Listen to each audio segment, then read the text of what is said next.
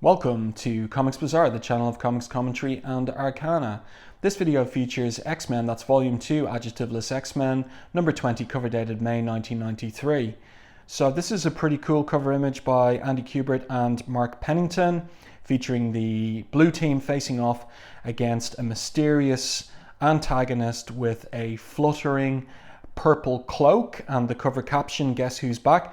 Well, back in 1993, it made me think that Magneto was back. But as we go into the issue itself, we'll see that that's something of a misdirect.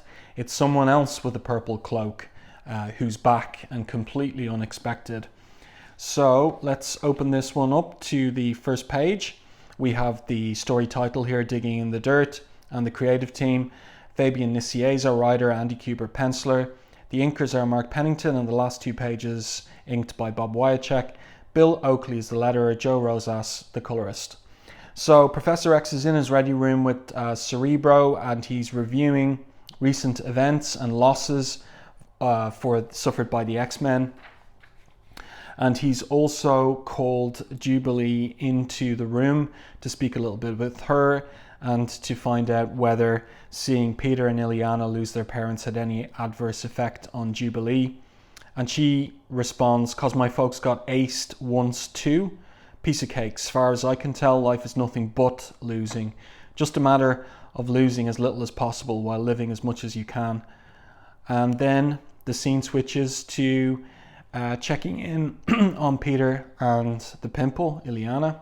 Illyana's suffering from what Peter thinks is a nasty flu bug, but which Professor X at the end of Uncanny X-Men 300 begins to infer is Strife's legacy virus. And the professor says to Peter here, it's been a few days at that she's been suffering from this bug. Has the child been tested for strep throat?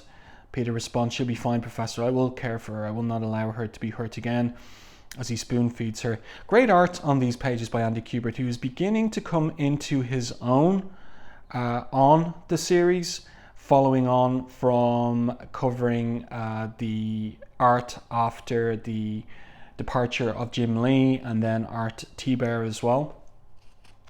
This is this anchor image here of the professor, three-quarter profile. We're slightly looking up and his head is tilted down, is a motif of Kubert's art. We see that quite a lot, distinctive of him. And then we have over the page the professor putting a hand on Peter's shoulder and asking him how's he been holding up under all the stress, his parents' deaths. And Peter responds, "I'm doing what I always have, what we always have done. I'm surviving. I'm carrying on," he says, as Illyana coughs there. That's nicely illustrated by Kubert. And then we have this weird little panel where Professor X has an alien head there. If you look at that in high definition, Joe Rosas didn't give him a flesh colouring. And Jubilee heads outside on her rollerblades, but on the way out she runs into Psylocke, who's all dressed up. And where is she going? So Psylocke says, "Good afternoon, child." And she says, "When we're not on a mission, I truly prefer you call me Ms. Braddock or Elizabeth, or if you must, Betsy." So interesting, all these names for Psylocke and what turns out to be the mysterious figure on the cover later on in this issue. So Psylocke goes down to the hangar bay where the Blackbird is, and who's working on it since Forge has left the X-Men except for Cyclops. So he's busy there with all his tools around him and working on the maintenance of the Blackbird. And Psylocke enters. I like these silent panels as well, just with the sound effects of Cyclops working. And then she makes her way towards him. He can't see her, of course, and he slips on the ladder and knocks into her. And then we get this is pretty weird. I always thought this was weird, but I'd forgotten about it. This particular panel here, where what is going on here? You talk to me about this in the comments section, please. What do you see in this panel? Is that Psylocke licking the oil off Scott's face that is dropped onto him here? what's going on? And then he says, I'm sorry, I slipped. Don't be sorry, Scott. And she kisses him full on the lips. So what an anchor image this is. But tell me, what on earth is going on here? Is it sexy? Is it weird? What is happening? And Fabian Nicieza is not helping us out here with any dialogue or any narrative captions to clarify what is going on in Andy Kubert's panel there. But Scott basically pushes Psylocke away. He says, this isn't right. This isn't going to happen. Whether you want it to or not, she asks. What I want, lady, I don't know what that is anymore. And of course, who's he going to find on the stairway down to the hangar except for Jean? And she asks him, Scott, are you ready for lunch? He says, I'm fine, everything's fine. I can't stay. I have to leave. I'm sorry, Jean, I have to. As he heads up to the mansion above. And she asks, what's happened? Who? Hello, Jean. Too bad about lunch, says Psylocke with a big grin on her face. And this is another staple of Kubert's anatomy, this kind of very square jaw for a woman. And it made me think as I was preparing for this video, what is he going for here?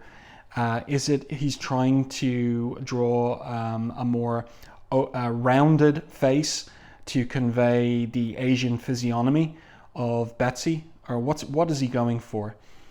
But again, great art on this particular page. A lot of detail, a lot of work. So Jean runs away from Psylocke. She doesn't confront her. And she thinks in these narrative captions, does living in this house being an X-Man mean that youth and innocence have to be left behind? Hasn't it always been a struggle for the two of them? Haven't they always been forced to chip away at the emotional barriers that life as mutants, as X-Men, has built around them? Maybe it's just that her arms are weary, the chisel worn, the hammer lost its bite, or maybe, just maybe, beyond the struggle and the barriers, she and Scott have left very little. And can she really blame him? What has she really been to him of late? Friend, companion, lover, or merely teammate, X-Man? Why does she feel so much older than she really is? Why has time taken away all their spark, all their energy? Someone who hasn't lost any spark is Jubilee, who heads out over the frozen cobblestones to find Wolverine. This is a great vertical panel here with the gable of the X-Mansion and Jean looking out from the window. And then she finds Wolverine hacking away at a tree stump. And basically he's saying, he says here, thinking about everything that's happened lately, how for every one of our losses, Peter and his parents, Scott, his kid, and me losing Mariko, how for all that the scales don't balance. We give out a lot more than we get, he says to her. Listen to me, he says, though. Life, to me, expecting life to be fair. I know more than anyone, life kicks you in the guts. When you get up, it kicks you down again, only harder. So Jubilee tells him not to stiffen up or close down now. And then he pops his claws, so he's got a hint of danger. Thought I smelled something funny, but it was just Betsy. And Jubilee's skeptical out here in the I Want Sex outfit she was wearing. Doubt it. So who is this silhouetted figure hiding behind the tree? This is a nice panel here as well of the winter forest surrounding the X-Mansion on the Xavier estate. And here Jean from the window fancies she spies someone, but it moves so quickly. It seemed merely a shadow, a phantom in the afternoon light, but there is someone here, a female figure in the foreground. A telepathic scan reveals nothing out there save for Logan and Jubilation, but the scan picks up activity indoors as well. Someone is using the danger room, working out, playing games. Games, that's all it's good for now, isn't it? She thinks. Once it was used to hone their mutant abilities, but Jean is as aware as the others that their abilities don't really need to be honed anymore. No, now they use it as an escape from reality, a chance to play games. And what's wrong with that? So, you know, this is interesting because one of the things that really annoyed Chris Claremont was Bob Harris and Jim Lee's insistence on returning Professor X to the X-Men comics, and also putting the X-Men back in the school, bringing the Danger Room back. And, you know, Claremont's gone, Lee is gone, and here we have Nicieza acknowledging that these characters are old now. They don't need to train in the Danger Room. And at the beginning of this issue, it's pretty much made clear that the professor hasn't been teaching anyone in the school since he came back from Shi'ar space. So really, you know, Nicieza kind of acknowledging Claremont's attitude to the characters, but Claremont's gone. So here we've got Gambit and the Beast training, well, not training, but playing games, having fun in the Danger Room. Gambit is checking out whether he's recovered from his recent injuries, which he has, but he asks Beast what's bothering him. And Beast says, Monsieur Lebeau, you are the curious one, aren't you? You know what that did to the proverbial cat. Maybe, Gambit, I'm depressed because you're so much better than I am, at least in Danger Room etiquette.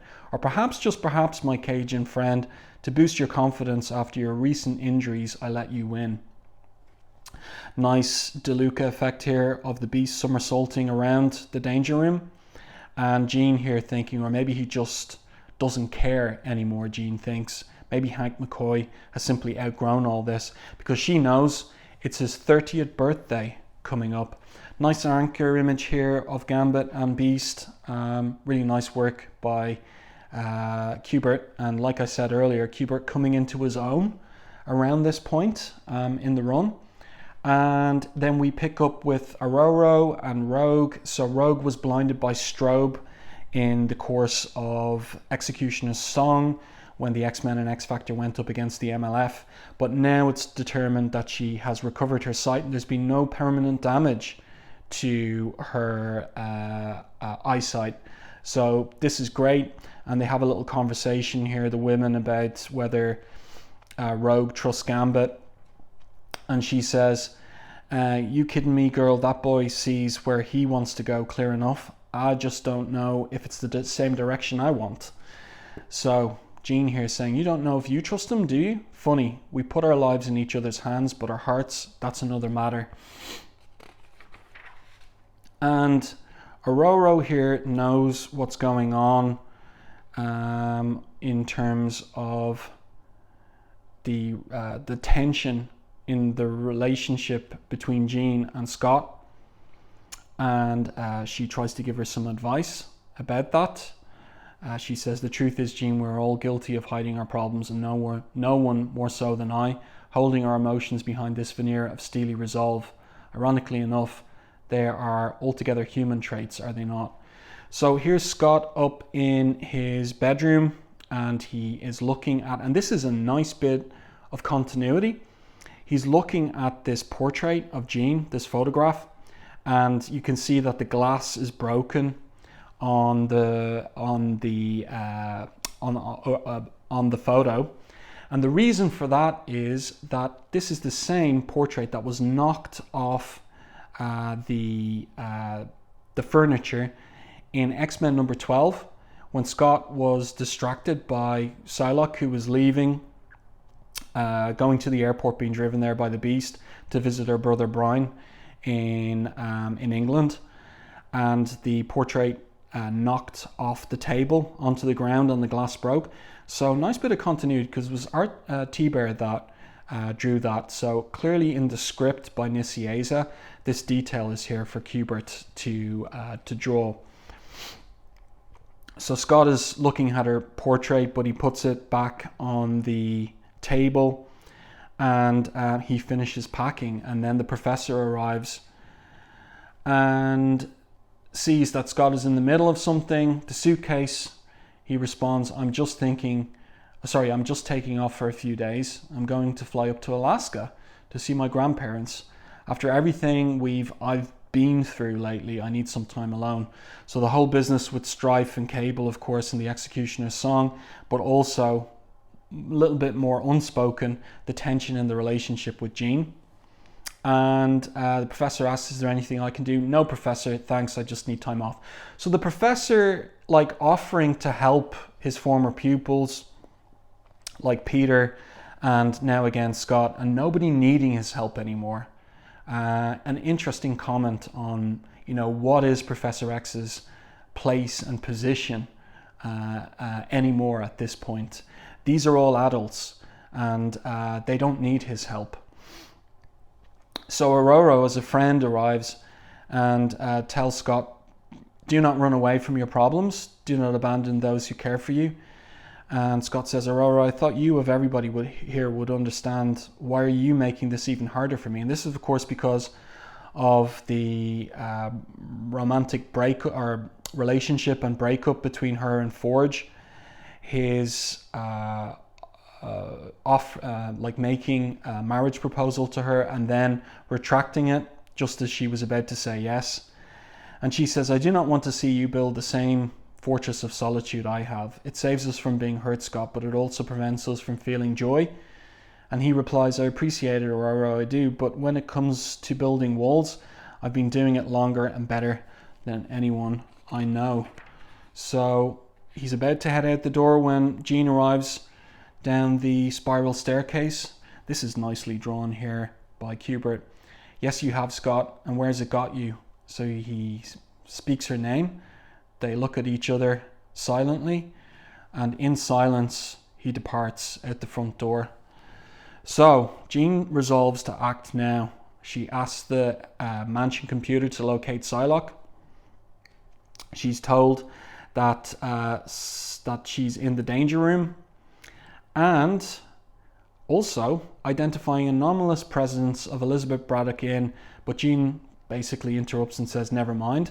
And then we switch to the danger room where Psylocke is working out. Thrust, parry, swipe, contact, fist to flesh, cartilage tears, bone cracks, blood rushes.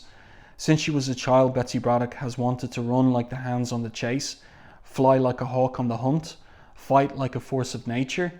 All her life she has wanted the perfect synchronous union of body and mind. And now that she has it, Betsy Braddock revels in it, exalts in it, lives and breathes in it, and nothing and no one will take it away again. So this perfect synchronicity, union of body and mind is the result of the transformation she underwent via the hand after emerging from the Siege Perilous.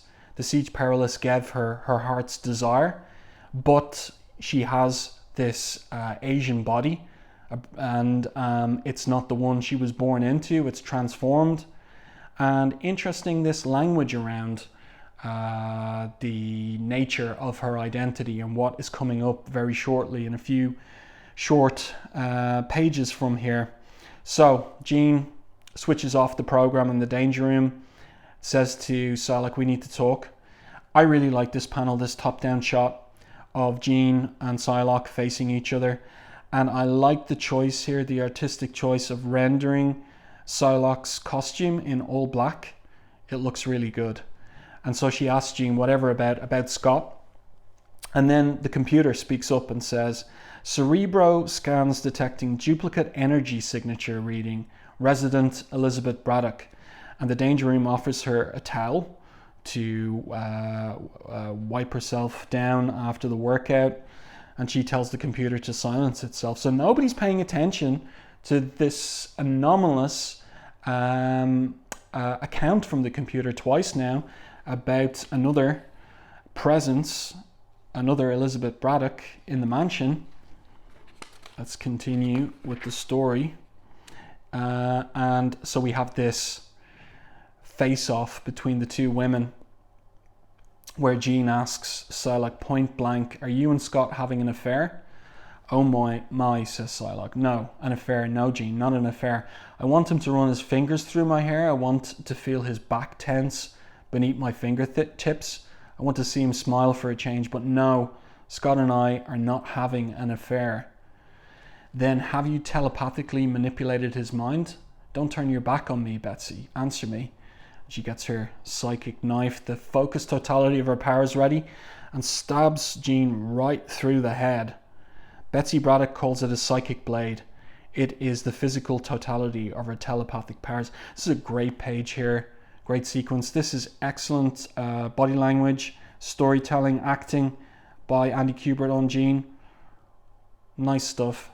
And then we're told in the narrative captions, caught unprepared, it cuts through Jean Grey's defenses, surging in a convulsing spasm through her spinal column.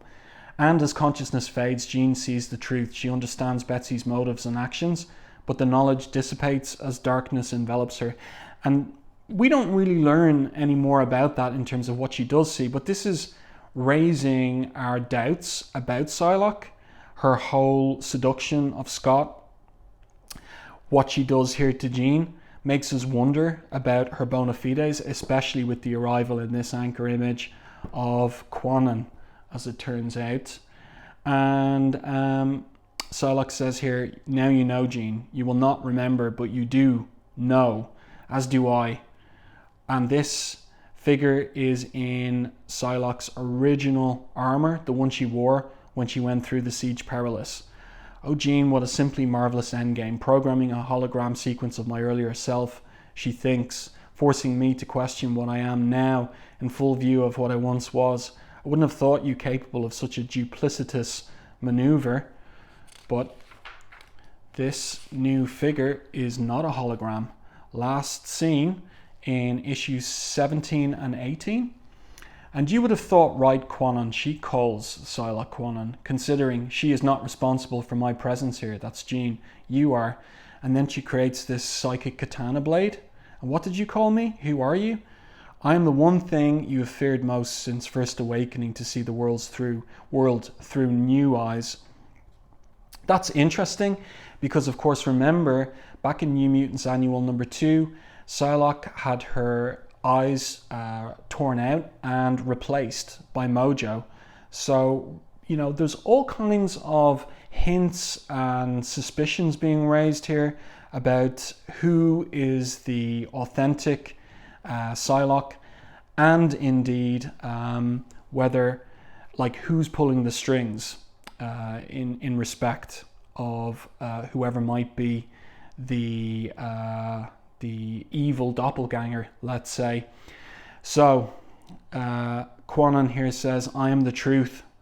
And this is quite a striking image as well, as she cuts off Psylocke's head. Of course, it's just a psychic symbolism because her head is still attached to her neck here in the third panel on the page. And then the X-Men finally arrive. And these are the 2 pages that are inked by Bob Wiacek. This is a nice anchor image here. And while you're at it, tell us who you are, how you got in here, says Wolverine, and why you expect to walk out of here on 2 legs. So she sheathes her psychic katana and says, I mean no harm to any of you. Then why have you attacked us, asks Aurora as she picks up Jean. Aurora, I find your questions to be slightly redundant. 1, I did not attack any of you, only Kwannon. 2, I only wear the armour of Betsy Braddock. And Professor X is taken aback here because I am Betsy Braddock. This woman is and always has been an imposter. So we've got a silent final panel. Great body language here and acting from the characters by Andy Kubert. Rogue covering her mouth in shock. Jean looking baffled. Aurora about to ask a question. Jubilee too. Wolverine inscrutable as ever. Professor X astonished. And then next issue, Psylocke Revanche. Betsy Braddock and Kwannon, who's been sleeping in my head? So completely unexpected this, and as it turns out, a mistake by Fabian Nicieza. So I'm sure some of you are going to start commenting regarding discrepancies that are about to emerge in terms of what we all read in Uncanny X-Men 256 and what we're about to read in the next couple of issues of X-Men Volume 2. But I do hope that you enjoyed this review and commentary on X-Men Adjectiveless X-Men number 20. Please like the video on YouTube, and if you haven't done so already, subscribe to the channel and stay tuned for more content like this.